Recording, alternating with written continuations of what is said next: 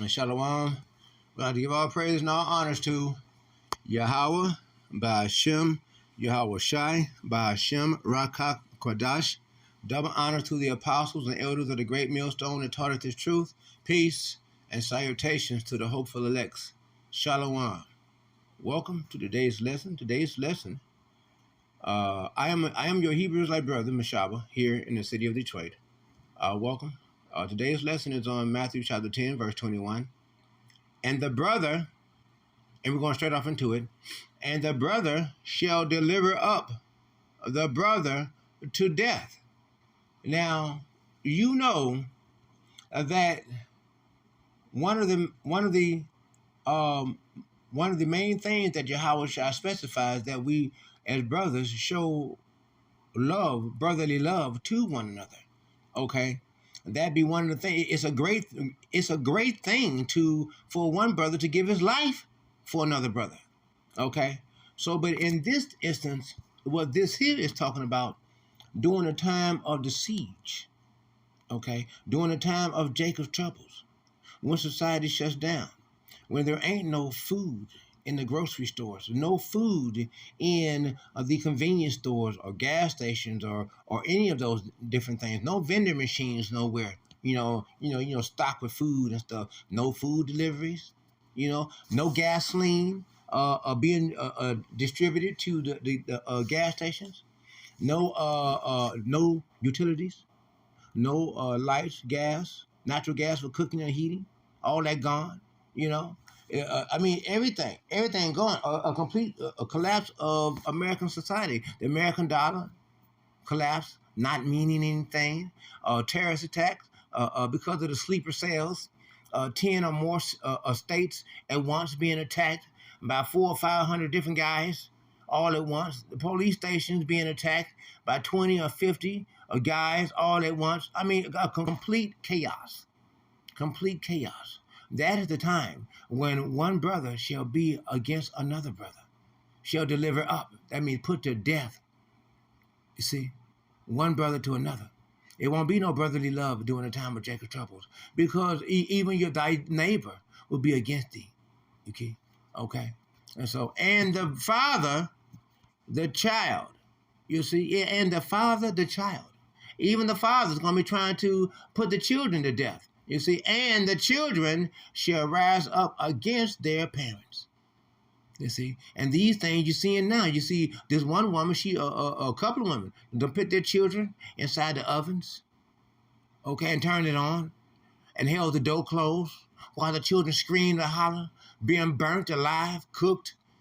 Man, that's a horrible way to go. That's horrible, and that being done to you by your own parents. You see, and then you got kids that are catching their parents asleep, and then shooting them in the head and killing them, or stabbing them in the temple, or cutting their throat. You got crazy things that are happening now, you see, all around, and cause them to be put to death. You see, these are the things they're doing. You got some people who they can't stand it, that their whole economy, their whole finances, and all these things are bellying up. They took out life insurances on their family members, but they just been paying them, but their family members ain't died. So they come up with a plan to what? Kill off their own family members so they can collect that insurance money. You see, that life insurance money. All these things are plots or plans that are happening all within and all throughout America. You see. So what can we look forward to? We can look forward to these things happening because these things must happen. You see, there must be a collapsing of this system. Esau is Edom. We're going to get off into some of these precepts that we have here concerning this.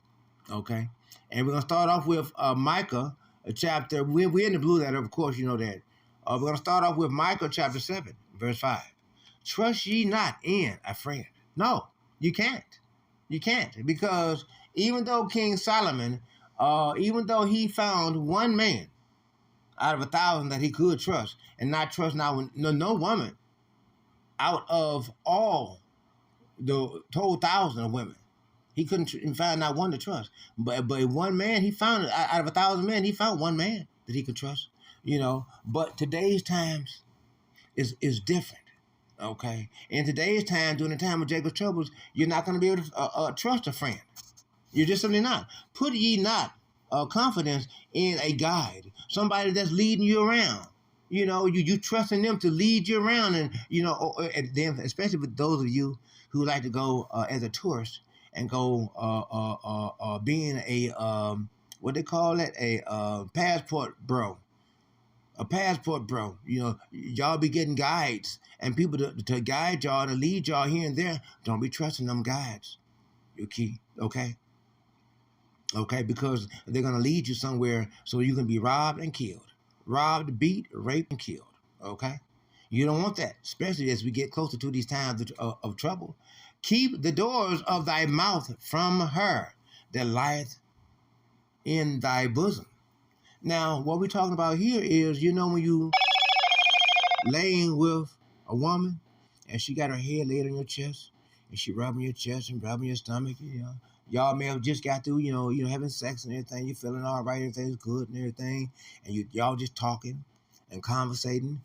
You gotta watch the things that you say out of your mouth, because she in her mind, she is recording everything that you say and every little thing that you think is confidential between you and her. No, no, no, no, no. She's telling her girlfriends. She's telling other guys. She's telling her family members. Everybody else know about what you said and what you're saying to her in confidentiality. You see, you had to keep your lips quiet, especially from a woman that's laying there with you. Remember, Michael chapter 7, verse 10, she who is my enemy. Okay, remember. This is chapter 6. For the son dishonoreth the father. And that time is coming. The daughter rises up against her mother. And these are the things that's going on now. You can't have a solemn household where all come together to be as one. You see, no. It's a house divided.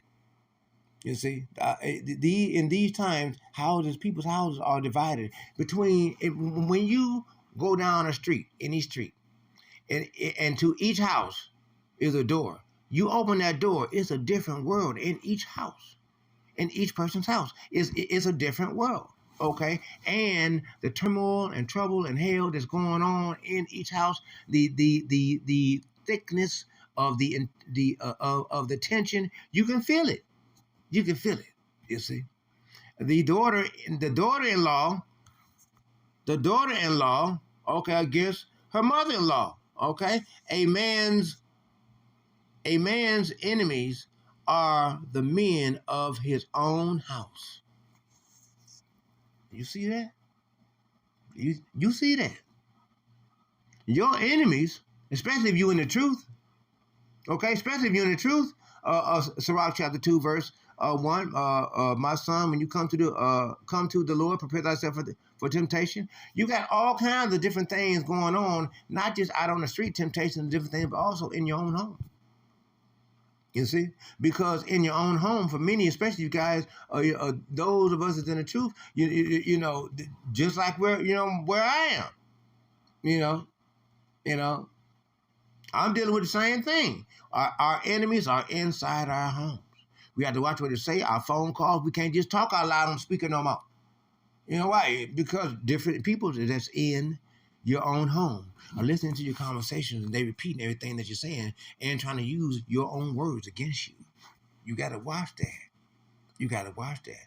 Zachary chapter 13, verse 3. And it shall come to pass that when any shall yet prophesy, then his father and his mother that begat him shall say unto him, thou shalt not live, for thou speakest lies in the name of the Lord, and his father and his mother that begatteth him shall thirst. You see, shall thrust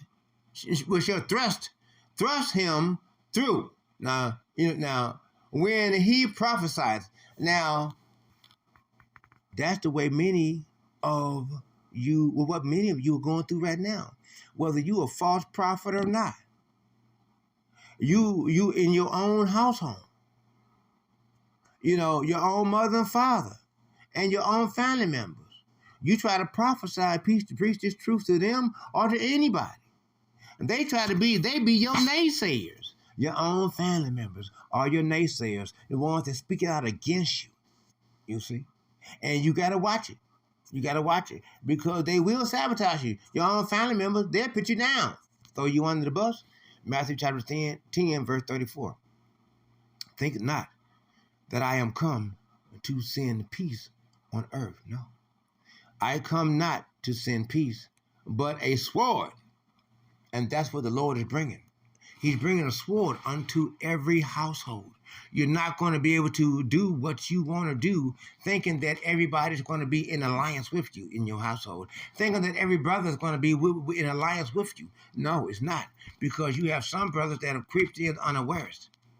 You see, and they may cause some of you that in the camp, they may cause some of you that are hopefully elects to be guided, misguided by the influence of those that are creeped in unannounced, unawares.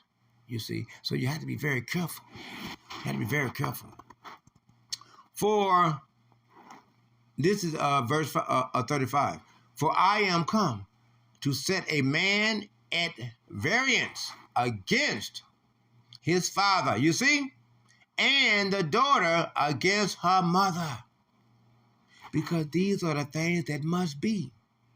That's the reason why, one of the reasons why, Yahweh made it clear when he said, you must love, if you're going to come in and follow him and serve him, you have to love him with all your heart. You have to forsake your father, your mother, okay, and the people in your families. You have to forsake them. You have to leave them behind because they have a seraphim angel in charge over them, blinding them, deafening them, and causing their minds, but they can't even understand this truth. So it is for you to maintain this truth and pushing in it, okay, and maintaining it in the oneness in the Lord, Yahweh Shai, okay. That's what it's about. And the daughter-in-law against her mother-in-law. That's what the things that come. Verse 36. And a man's foes shall be they of his own household. You see that? You see that? Because your own household, they the one watching your everything, your every move, your everything, listening to your every conversation. You see, sometimes they sit quietly just listening to you in your room. Listening to you sitting on the front porch, listening to you in the bathroom. They standing by the bathroom door. They standing by your bedroom door. They listening to every word you say. And I don't know about you, brothers, but that's the very thing that I'm going through. I hear them when they creep up to the bedroom door. I hear them. I hear the floor creak. And then if I jump up and snatch the bedroom door open, all of a sudden, you can hear them run and take off. They know when I get up out my chair. They can hear. You see. And I'm low vision blind. Matthew chapter 24, verse 10. And then shall many be, and remember, the only reason why I'm here, living here, is because my house burned up. Yahweh Hashem Yahweh Shai. I had a 2-family flat here in the city of Detroit. And in 1 hour, the whole rooftop of my house was burnt off. Turned the whole 2-family flat into a single in less than 1 hour. Okay, Yahweh Hashem Yahweh Shai. So I'm going through the furnace of adversity. I'm going through the fires of purification. What is you going through? Okay. If ye is one to judge me by the measure in which you judge, you should also be judged. You see? Understand that. Matthew chapter 24, verse 10. And plus the guy that I'm staying with, he's a terror. He's a friend, but he's a terror. Matthew chapter 13, let the wheat and the terror grow together. You see, and Yahweh Shai, when he get here, he's gonna separate the two. And also, Proverbs chapter 11, um, verse 21, though join hand in hand, the wicked shall not be unpunished, the seed of the righteous shall be delivered. Okay, okay. And so we understand these things, and we do what? Zephaniah chapter 3 verse 8, we wait upon the Lord. Okay, and we bear the indignation of the Lord because we have sinned against him. Okay, okay. So we have patience with the Lord. Okay, during these times when we are